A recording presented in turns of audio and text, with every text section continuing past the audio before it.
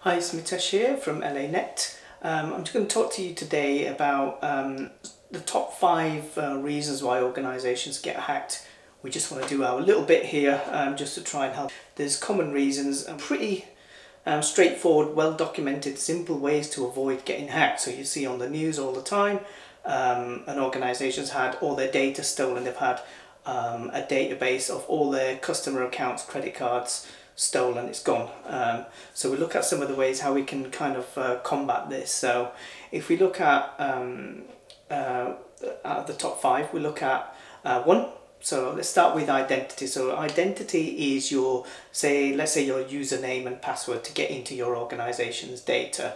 Now, so that identity really needs to be protected properly. So it's very easy for criminals to get usernames and passwords. So people can guess them. People can, trick users into clicking on links that they shouldn't be clicking on. So phishing emails, for example, are a big one here, and it's so easy for the criminals to get users' passwords. So a user will get an email, for example, and it'll look like, oh, your account's about to be blocked, or you're going to run out of storage, or something like that, and it'll look like it's from Microsoft, for example. But the way users can check this, there's lots of easy ways. If you hover over the links that it's trying to get you to click on, you'll see a URL there. It'll pop up, don't click on it. It will say something like xyz.com or even imicrosoft.com to make you think that it's coming from Microsoft, but it's not actually Microsoft.com.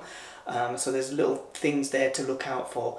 But in terms of the organizational level, what you need to be doing is making sure all your users have got MFA or multi-factor authentication enabled. That's kind of one of the first things that any organization should be doing if they don't already have that, because it's just so easy for the criminals to get in. And if you're going to make it easy for them, they're going to take that opportunity as well. So use MFA, use also things like PIM or privileged identity management, so just giving that access to users when they need it as well. That kind of brings us on to number 2, which is access levels. So grant your users limited access just to the things that they need. It's very easy, and a lot of people get lazy in granting administrator access to, whether it's to a server or a whole bunch of Azure subscriptions or even Active Directory. So what you want to do is make sure those users have only got the right level of access, because if their account does get compromised, they're going to have the same, that criminal's going to have the same level of access as you've given that user.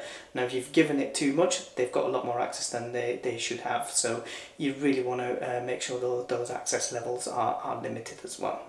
And number 3, if we look at legacy operating systems, so there's many people still using legacy operating systems such as 2008, Windows 2008, 2003 even. Now those systems are no longer being supported. Even if you're using 2012, 2016, those will soon expire, and there'll be no more patches available for those at some point in time. So you want to make sure you're on the latest operating systems as well where you can be. One of the problems that users and customers have with this is that the applications that they're running are not supported on the later operating system. So that's where we need to really be kicking these vendors, because what they're doing is holding you to ransom and making you vulnerable unnecessarily to security risks. So we need to be looking at alternatives, kicking the vendors that don't support these latest operating systems, and just trying to move forward there. Number 4, patching.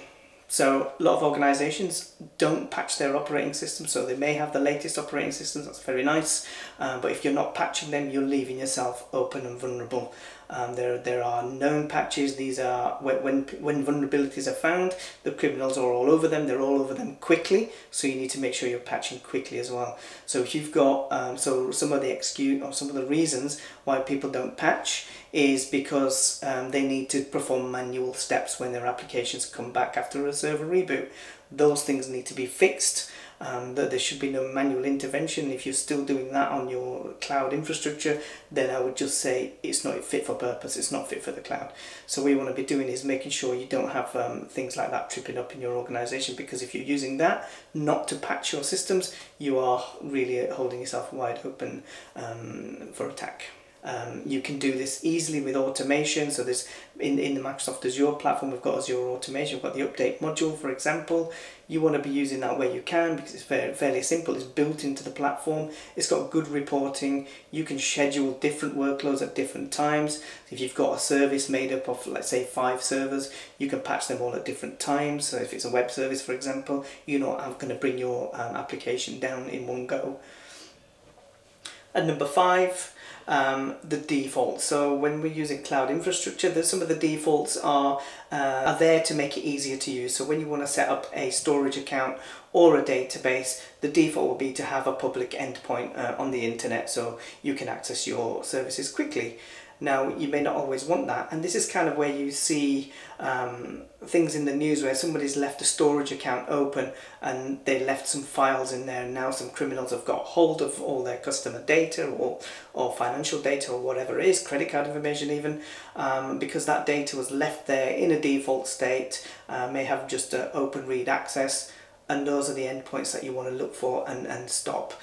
So it's very easy to keep that open for the internet by default, but it's also relatively straightforward to lock that down. So there's 2 things you want to look at: locking down those internet endpoints. Okay, so those internet endpoints need to be managed to only the locations where they need to be accessible from, or only into private networks.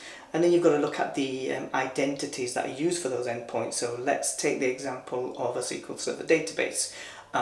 Yes, you could have a SQL login for those databases. That's great, it will work.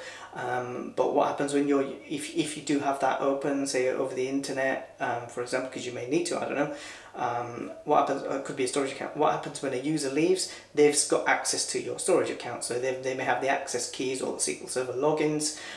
So at the authentication level, you want to try and bring that up to like Azure AD, identities for your applications and your users, and grant them the limited access that they need. So there's just 5 tips there, just fairly simple, straightforward things. You think they're straightforward, they're all documented very well. There's lots of tutorials out there on how to do it, but the reason why I'm making this video is because people just don't do them, because it's easier not to do them. It's easier to grant administrative access. It's easier to just go and build something and leave the defaults because it's quicker. But that's how people fall into the trap of getting hacked. So what we're trying to do is we want to help people stop falling into that trap, and want to provide some guidance around that. So yeah, if you want to discuss any more, if you're worried about any infrastructure in your environment, give us a shout, or just look at some of the best practice guidance that's already out there. Yeah, be safe. Thanks very much for watching.